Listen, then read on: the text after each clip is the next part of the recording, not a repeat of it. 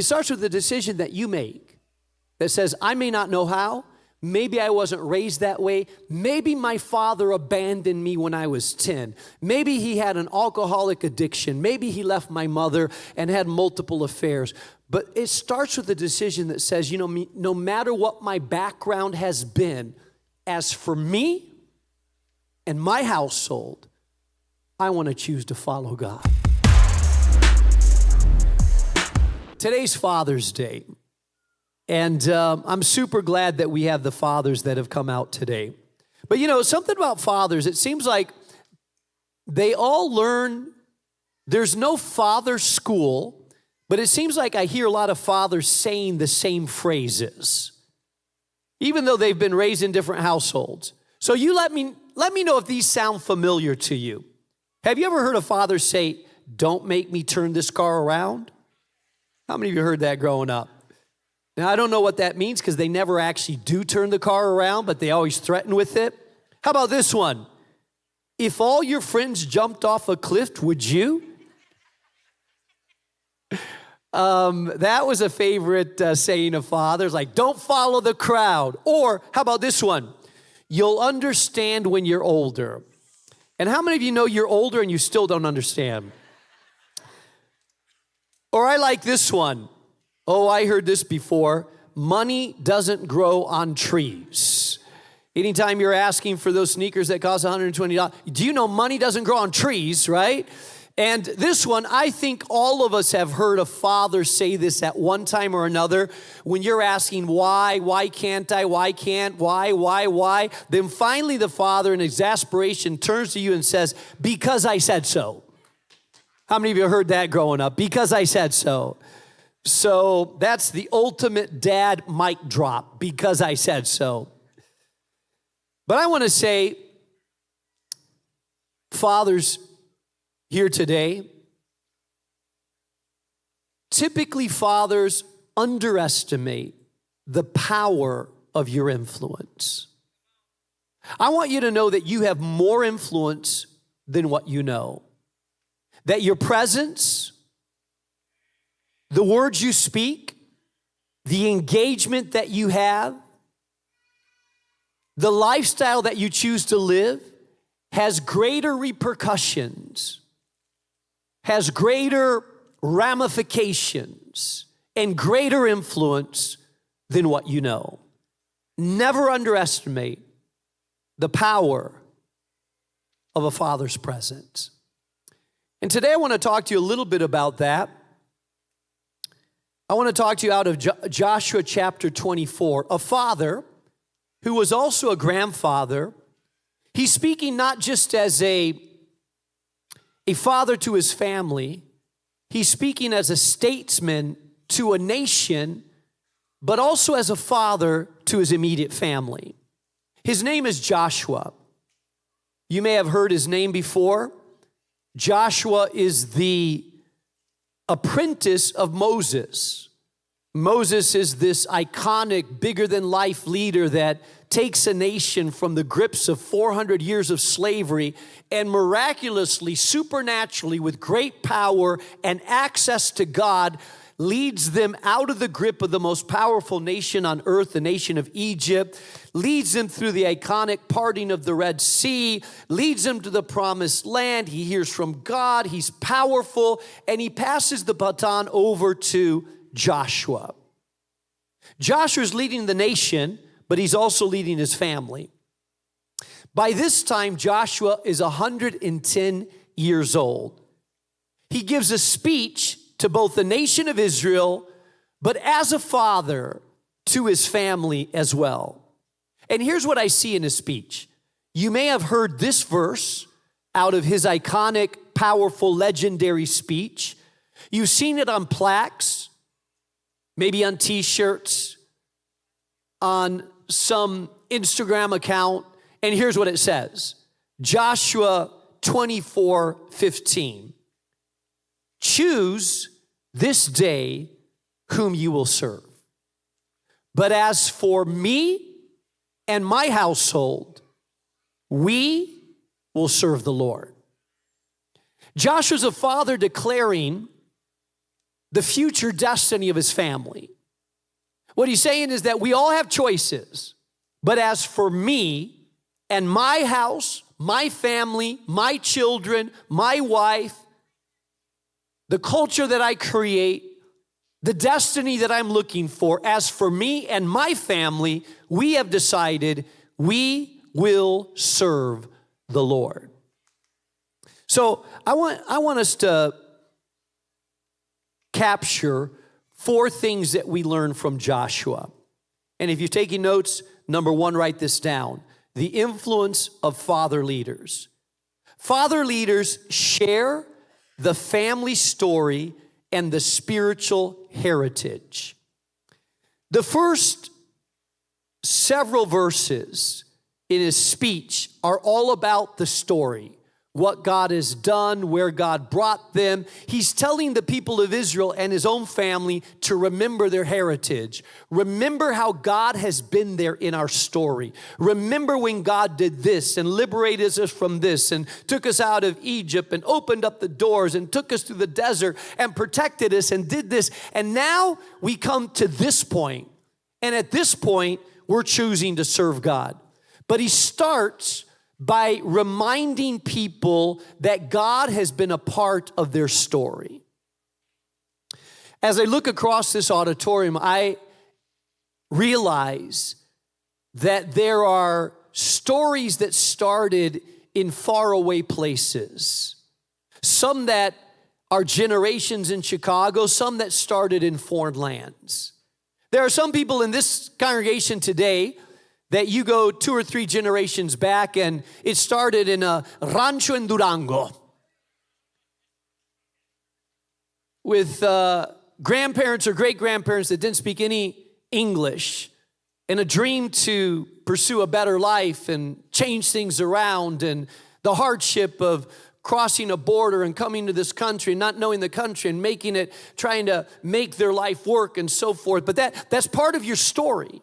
There's some people here that have European roots and it was from Ireland or somewhere else. Some people have Southern roots and your family migrated up here for jobs, or maybe you're 2 or 3 generations here in Chicago. But regardless, we all have a story. But here's what I want you to know. In every story, God was there. Even if you didn't know God was there, he was there. And it's only through the lens of faith, as you look back, you say, wow, only God could have orchestrated that. Hey, it was the hand of God that brought my grandmother and grandfather together, brought them to this place so they would meet here and find this and do that. And look at God's hand. God has been on your family story from well before you even knew he was there. Acknowledge it. State it. Celebrate it. The hand of God on your family. You are a part of a God story. Remember that. My parents told their God story as I was a child. And everybody has a different story. My mother's father was an alcoholic. He was a working alcoholic. But they would have to have times go into the bar and physically drag him out of the bar from the fights that he was getting into. So my mother didn't grow up necessarily in a religious household. My father was a rebellious teenager whose parents did embrace faith, but his father was a foreman at the steel mill, a tough guy, and he was kind of a tough guy getting into trouble in high school and a rowdy and rambunctious. But part of their God story is when my mother was 15 years old and my father was 17 years old, they were both invited to a youth rally. At this youth rally, a Youth for Christ rally, where hundreds of young people came together, they heard the gospel for the first time that they understood it. And the preacher, the evangelist, actually gave a call. If you are here and ready to give your life to Jesus the Christ, now is the time. He is calling you to himself. And that 15-year-old daughter of an alcoholic came broken to the front and said, I need you, Jesus.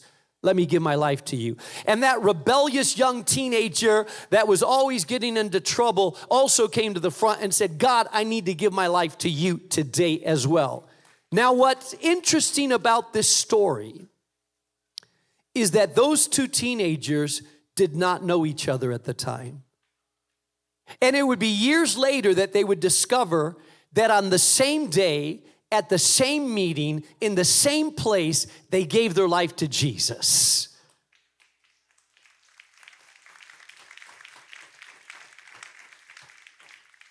That's part of their God story. I grew up knowing that story.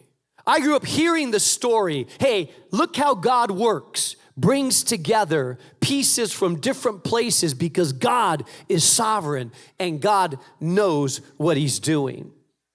I grew up hearing the story that these two individuals came together and they had never left this country. They didn't know any language, but God got a hold of them in such a powerful way that they decided, we want to go to another country and spread the good news of Jesus. So they got married. When I was 6 months old, they left this country and went to Costa Rica to learn the language. Then they went to Chile, and they were in Chile as missionaries telling people about Jesus. And my dad would ride a horse to the mountains of Chile, these little shacks to tell people about Jesus in his broken Spanish, telling people about how good God was and what he had done.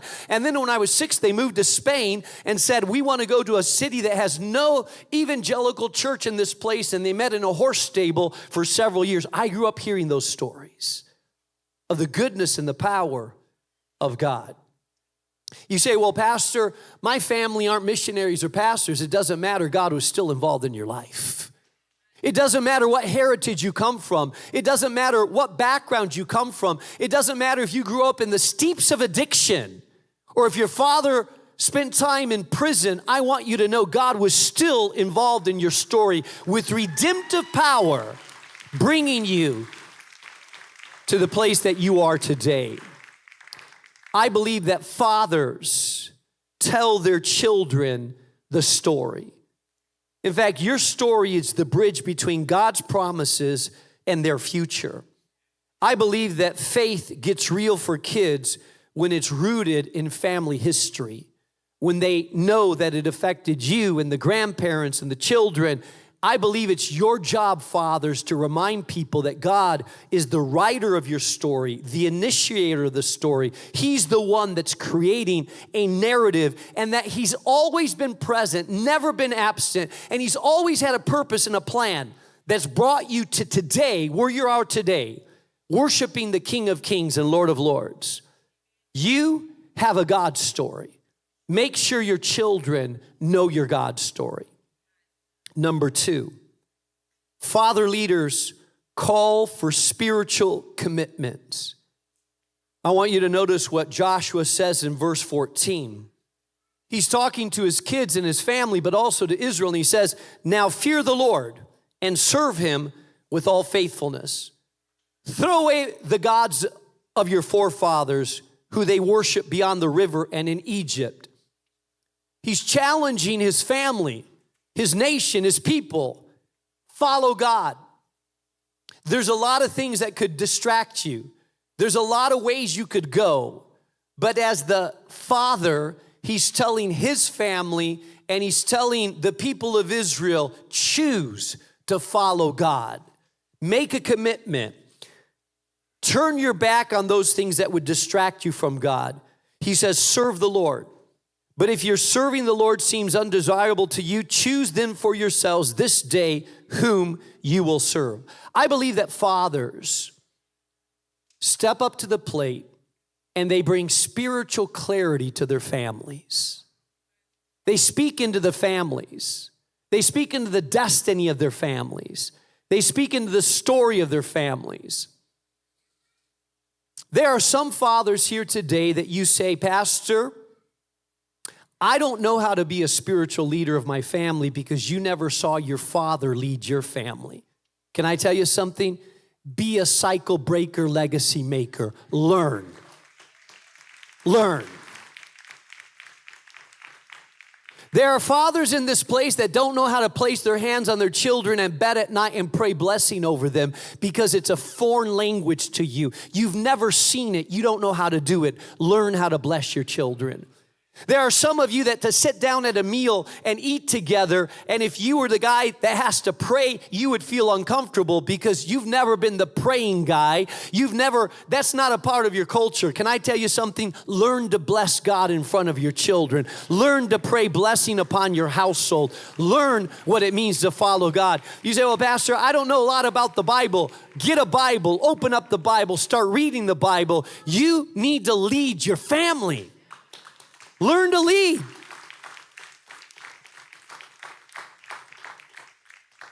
I started pastoring this church when I was 21 years old, and there was under 20 people that were a part of this church. We're at the corner of 44th and Paline in back of the Yards neighborhood. When I started, the church was small. We had no worship team. The church was so desperate that I would actually lead the worship myself. And you've never heard me sing, you would know how desperate we were. I had a guitar and I would lead in worship. I'd put down my guitar and then I'd preach. There were 20 people. But I remember looking out in the congregation and there was 20 people, but very, very few men. It seemed like there was mainly grandmothers and mothers, but there were no men. Very few men, 4. And I remember asking myself as I got up saying, well, where are the men? And during the week I would pray in the church and I would walk up and down in the pews and I would say, Lord, why don't we have any men in this church? Where are the men? God, where are the fathers? Where are the leaders of their household? Where are the husbands? And I started to pray up and down those pews and I would say, Lord, give me some men. I know there's some single ladies in this place saying the same thing. Lord, where are the men? Give me some men. I know, but that's a whole different story. But that's what I was praying. Lord, where are the men? Give me some men. And I remember saying to the Lord, Jesus, you had 12. I'm not asking for a lot, but give me at least 12. And you know what? I forgot about that prayer later on. And years ago, there was a reporter that was doing a report on churches, larger churches. And the reporter was not a believer. She came to one of our services here at Midway. She was in the back of this auditorium. And she said, this is your service? I said, yeah. She leaned over and she said, wow, there are a lot of men in this church. And I thought to myself, you don't know. You don't know. We've prayed for these men. That are sometimes the hardest to come. We've prayed for them. But I believe that there are fathers in this place, there are men in this place that you underestimate the influence that you have. There are fathers that I talk to that don't think it's important that they show up. There are fathers that have abandoned their households and think, hey, their mother can take care of them. It's okay. There are men that absolve themselves from responsibility, thinking that it's all right, that the kids don't listen anyways, that their presence not important, that their words aren't that significant, that other people have it covered. But here's what I want you to I want you to hear. Look up at me, men, because this is huge. Your voice matters. Your presence is important. Your influence has huge significance. Look at the stats. The reality in this nation is that there is a fatherless generation crisis. In fact, do you realize that the issue of fatherlessness is devastating to families? Kids that grow up in a fatherless home are 5 times more likely to be poor, 10 times more likely to be extremely poor. Kids that are in a fatherless household are twice as likely to drop out of high school. Girls are 3 times more likely to become unwed teenage mothers. 90% of the runaways come from fatherless homes. Let me say that again. 90% of the teenage runaways living on the streets of Los Angeles, New York City, or Chicago, 90% come from homes in which a father was not present.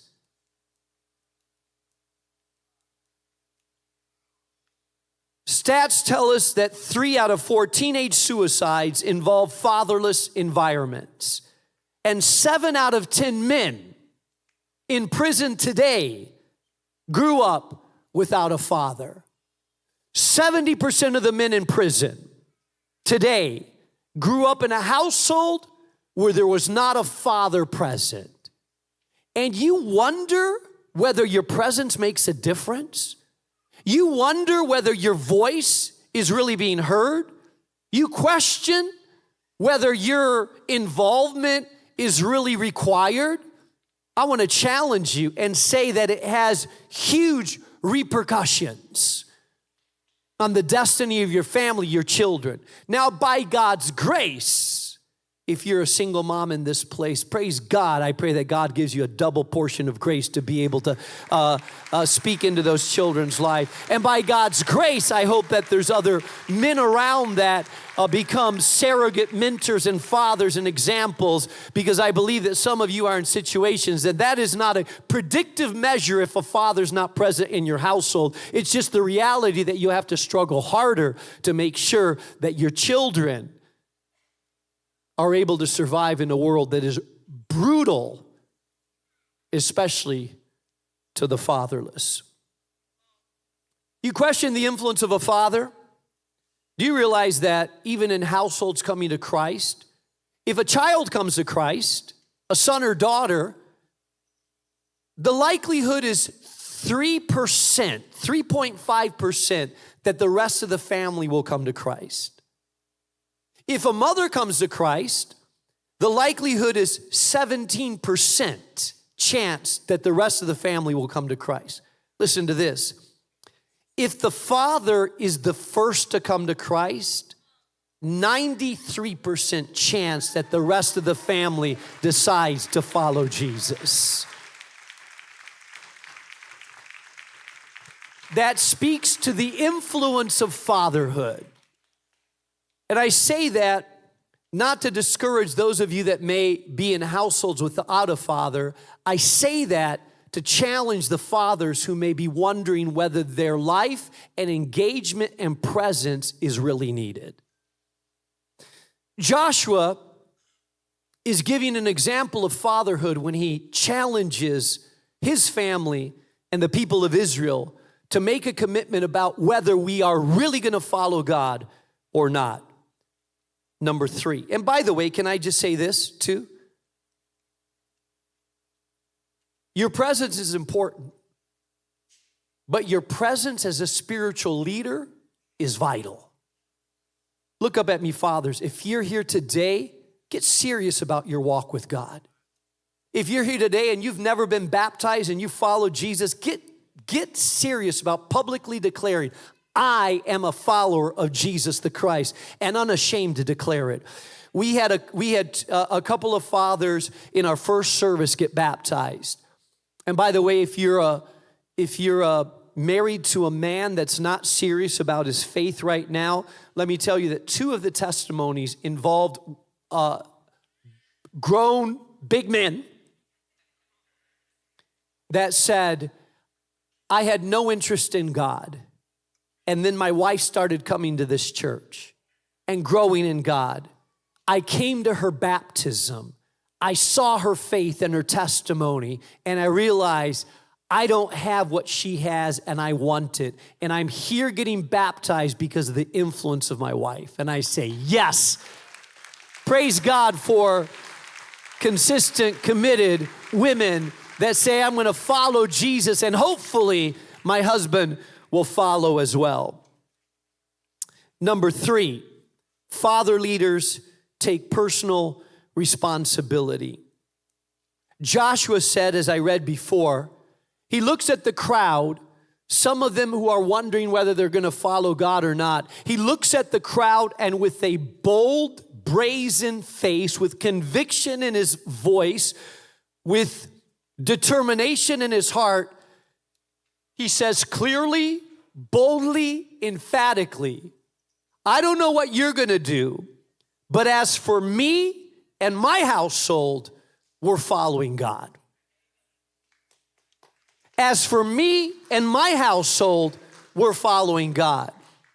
You know, there's something powerful when a man declares, I'm going to try to lead my house in a godly way.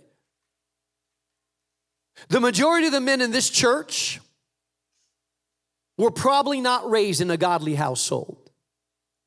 The great majority of the men in this church are first-generation believers. You weren't raised in a household in which your parents followed the Lord. And so you don't have a reference point. You haven't seen your dad lead in family devotions. You didn't see him bring the family to church. You didn't see him pray over people. You didn't see him talk about the goodness of God, lead people to that. So you are the first generation to break cycles and lead people to God. Take that as a compliment that God has given you the privilege to be the first generation to start generational lines of serving God.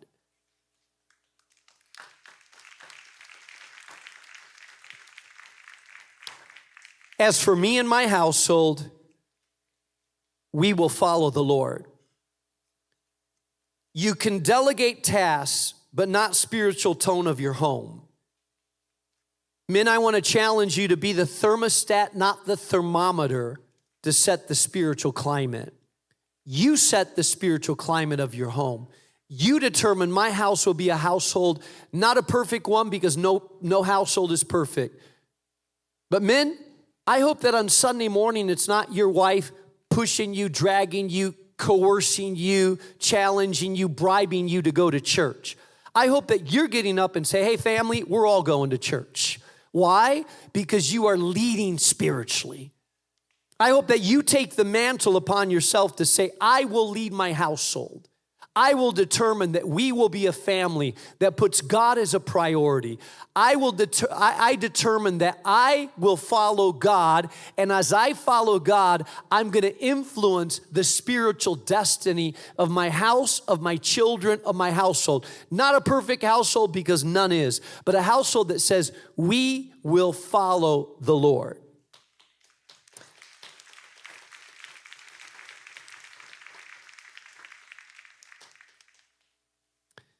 My mother's 87 years old now, lives in northern Spain, independently, prays for you and this church on a daily basis, walks about 4 miles a day, reads 5 chapters of the Bible every day, has a whole prayer list. She prays for people around the nation.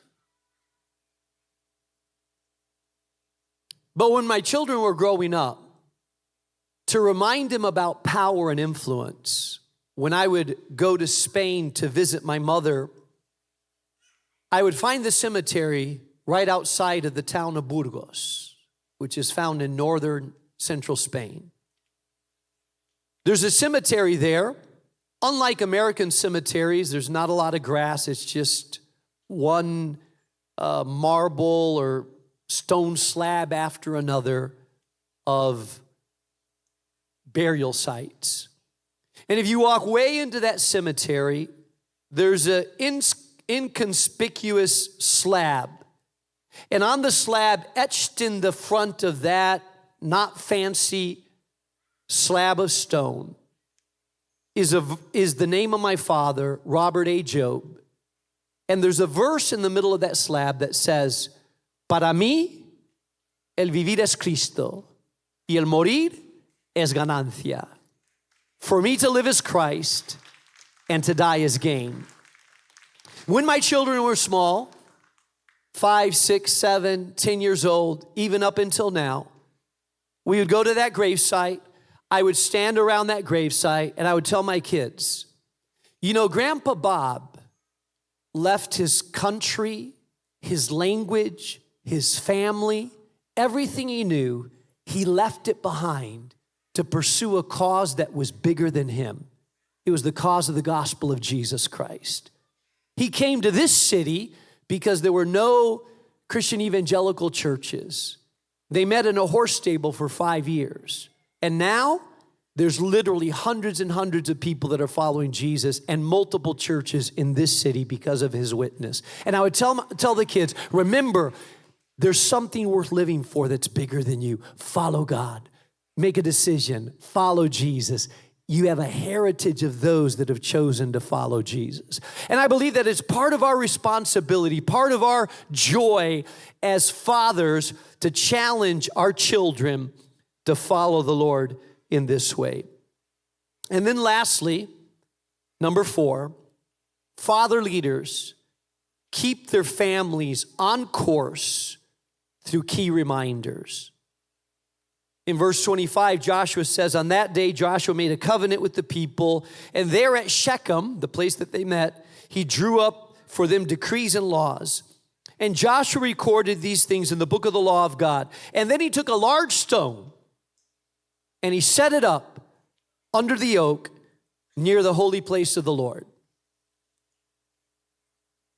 As you read the Old Testament, it may strike you how many times God says, remember, remember, remember, remember, remember. And if you read the Old Testament, you keep hearing them putting stones. God says, put a pile of stones there. And you wonder, well, why is God putting piles of stones in places? You know why? He puts his pile of stone because later on people would walk by and children would walk by and they'd see a big pile of stones. And the kids would ask, Mom, what's that pile of stones for? And the parents would say, oh, this is when God opened up the door for us to go through the Red Sea. This is when God did a miracle and spared us from this. This is when God reminded us of what we needed to do. So they put stones of remembrance. The Bible says that Joshua, I'm sure it wasn't him, he was 110 years old, but he got some young men to do it, put a big stone there to remind them of the decision that they were making in that place. In that place, Joshua was telling them, today choose, who will you follow? As for me and my household, we've chosen to follow the Lord. And I guess today, on this Father's Day, maybe there's some fathers in this auditorium. You look at yourself and you say, I don't consider myself a huge spiritual leader. I'm not even sure, Pastor, I'd know how to lead my household. All I want to say to you is, it starts with a decision. It starts with a decision that you make that says, I may not know how. Maybe I wasn't raised that way. Maybe my father abandoned me when I was 10. Maybe he had an alcoholic addiction. Maybe he left my mother and had multiple affairs. But it starts with a decision that says, no matter what my background has been, as for me and my household, I want to choose to follow God. The decision of a man that gets serious about God has huge repercussions. The daughter that you're raising will learn what it means to be a woman and how she should be treated by a man, by how you treat your wife. She's watching you. And if at 21 years old, she starts dating a jerk, it could be very well that you have trained her that it's okay to be married or dating a jerk because she's seen you be a jerk to your wife. Step up to the plate and say, I will embrace being a man of God. And whatever I need to learn about treating my wife and raising my children and getting rid of patterns in my life that are destructive or toxic, I will get rid of them because I know that I have a calling bigger than maybe what my parents had. I didn't see it up close, but I want to make sure my children see what I never saw in my dad or in my mother. That's what it means to be a man of God.